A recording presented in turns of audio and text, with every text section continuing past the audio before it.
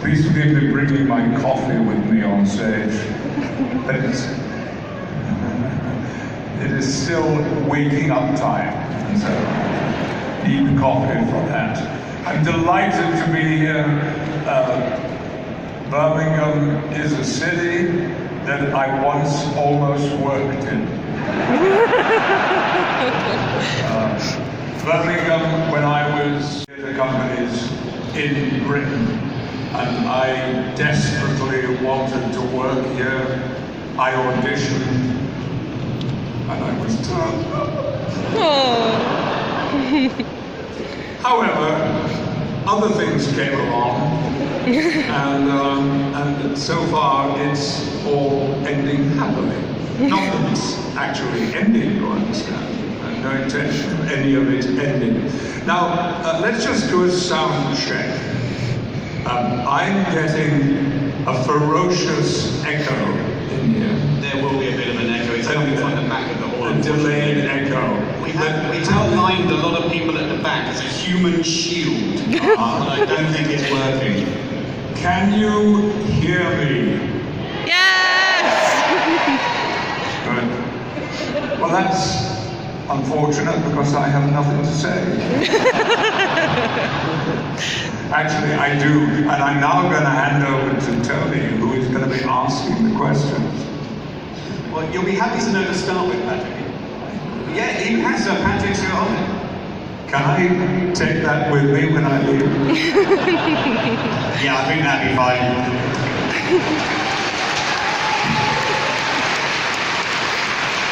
So just so you know, we have shown a video of Picard so they know who you are, just in case. Just for sure. And we will be talking about this show. We will at some point have a Q&A section where we have some people running around with microphones in the air. We will kind of do it in a clockwise rotation, so if you have questions, don't line up anywhere because we're not going to see you. But if the mic guys are around, they will have their hands in the air. There's one over there, so we'll come to you later on. But before we talk about Picard, I'd like to go back to, not the beginning, but I want to go back to when you first got involved with Star Trek, because you had an incredible career before you even started Next Generation. You know, you were a mainstay of the RSC down in Stratford. You know, you were in cult classic movies like Dune. You were King Leon the Great in Excalibur. But I've heard that the entirety of becoming Picard was due to a bottle of whiskey in 1972. Is that? Yes, you're absolutely correct. I was, for many years, just an actor. And one evening after a performance in the Royal Shakespeare Theatre, there was a knock on my dressing room door, and there was a rather distinguished-looking gentleman who, when he spoke, had an American accent. And he told me that he was in Stratford with a group of students from University of California, Santa Barbara, and elsewhere. And he would like me to come along one morning while they were in Stratford and talk to them. And I said, that's kind of you, but I don't do that kind of thing. I let my acting speak, and I got nothing to say for myself. And he said, well, is this an attraction if I offer it to you? And it was a bottle of whiskey he had in his hand. Now, I don't want you to think that I was a notorious whiskey drinker, but it was tempting, and so I agreed to do it. And that was how I got involved in the US education system, the college system and university system, because thanks to this wonderful man who sadly died a couple of years ago, his name was Homer D. Swander, known as Murph. I got to know other Shakespeare scholars in universities all over the United States and Canada, particularly at UCLA.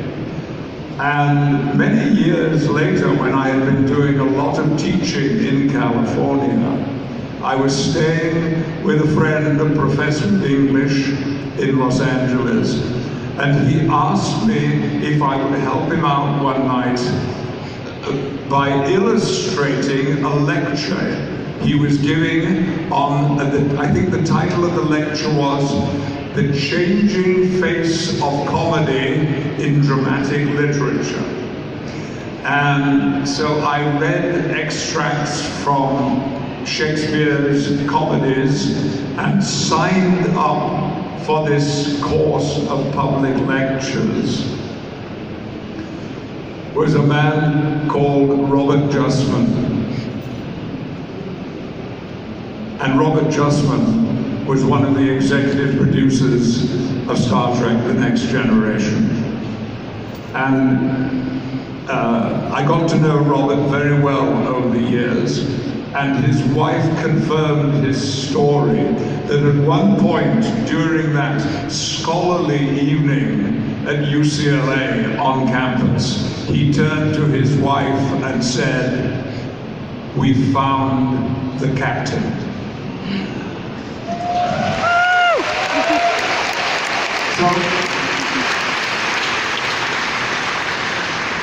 yes, you're right. It was a bottle of whiskey that changed my life. I need a hit of coffee.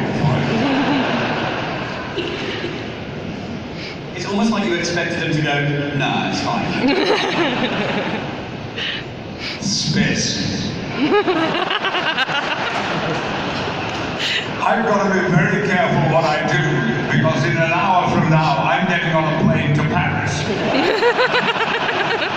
True. Space, c'est une frontière. These are the voyage of the Star Trek Enterprise. So, enough of that, that's all.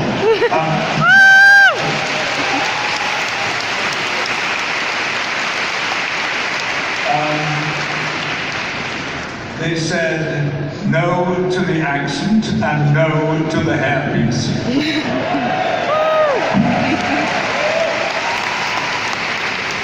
Now, at the time when you got the role, you were still living in England, is that correct? I still am. So when you went to film, you were effectively living out of a suitcase. Okay, yeah.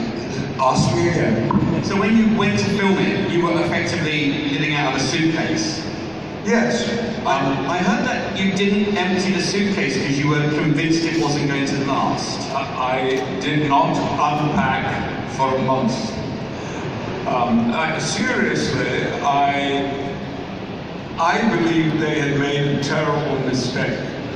And the casting of a British Shakespearean actor who had never worked in Hollywood, done a few films but very little television, in the leading role of the captain, and to follow in the distinguished footsteps of William Shatner, was so improbable that I felt certain that fairly early on in the shooting of Encounter at Farpoint, I would be called to Gene Roddenberry's office one day and told that they were very sorry, but they'd made a mistake.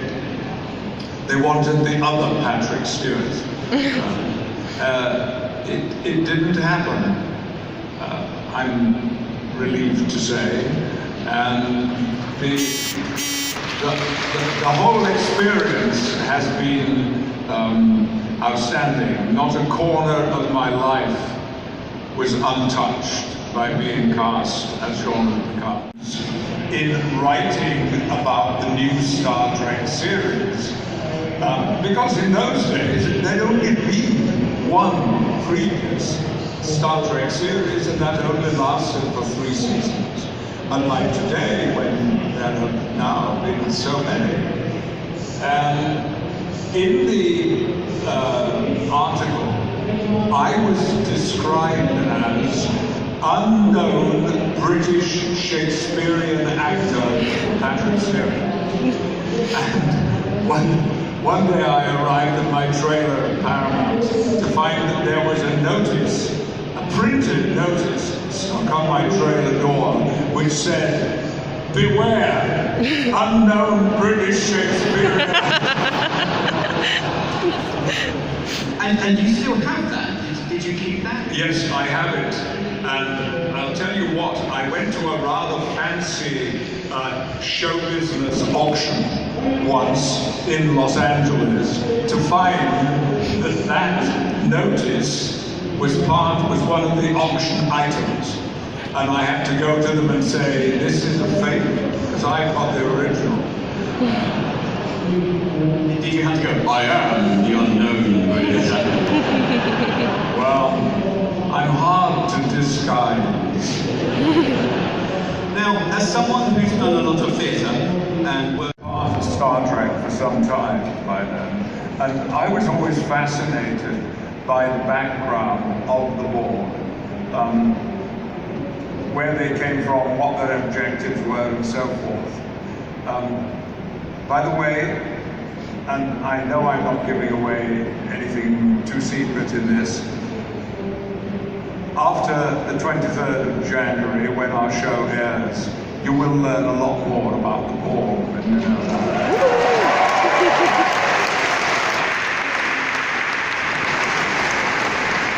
And that means, of course, that one of the most delightful things about Star Trek Picard is that Jonathan Del Arco was back working with us. Playing the absolutely unforgettable Hugh Borg. What was your question? It was when you were playing the Looters. Did you? Oh yes. That became very quickly charmless because the makeup was very taxing.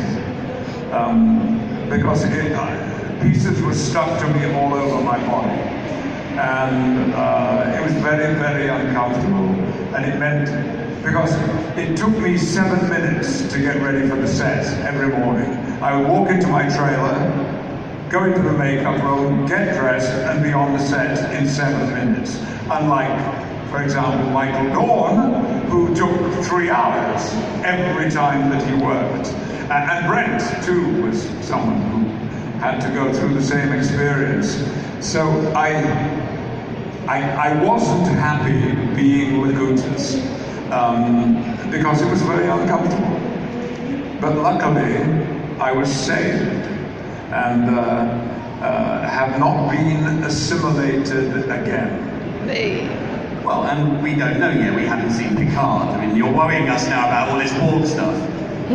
Talking of Picard, I understand we have a trailer to show. Do we have that working? It's currently a trailer of you. Because working with him has been one of the most delightful experiences of my career. In part because I was a fan before I became a friend. I admired him so much. From the very beginning, he was brilliant. He was also absolutely gorgeous. And I was jealous, because I wasn't. Oh, sad story. But we have become dear friends, and it's one of the aspects of my life that brings me so much pleasure. So you've not wanted to contact him and say, do you want to be in Picard? Don't tell him the character, and when he arrives, go, here's your 5 hours in makeup to make you completely unrecognizable. That'll teach you for being better looking. No, that offer has not gone out yet. It's already known in the United States when I arrived. However, I did have one innovative act so far as the United States was concerned. Not many people know this, but the fact is that I am the man who introduced the double tea bag into the United States. Not one tea bag, but 2 tea bags. Because the tea they gave me in America was never strong enough. And you know, we call it Bilder's tea here. And that's how I like it. And that's what I was doing this morning. 2 tea bags. So when it was Earl Grey hot, it was Builder tea? Occasionally, but very rarely, I will put an Earl Grey tea bag into a cup of tea that has a Yorkshire Gold tea bag in it. Oh, there's people there going, you're crossing the streams. There was a, oh, hang on now. I can't believe we got the worst response. Oh no, tea bags, that's it, I'm done. We have a question over there. Yeah. Once again, very, very proud to be part of this franchise. And when you have access to it in 3 months, 2-3 months time, I hope that it brings you as much pleasure as it has brought all of us to be working on this show. And I look forward to being back in Birmingham and talking to you all about it again when you've seen it. Thank you.